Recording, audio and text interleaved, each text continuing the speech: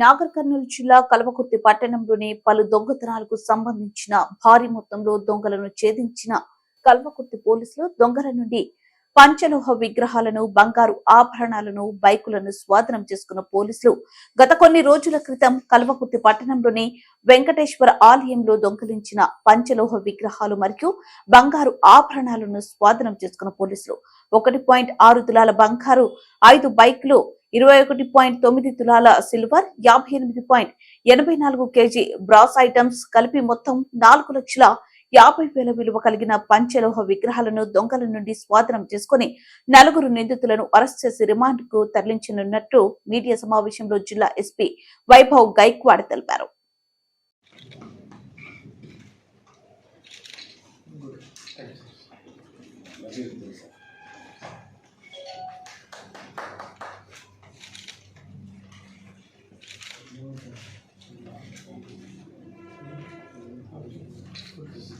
Jiwa officer Paul sir.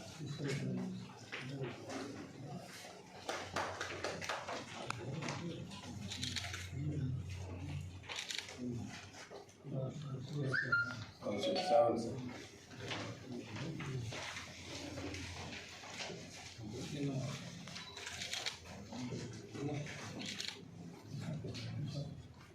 Consul Lingam Road. Lingam.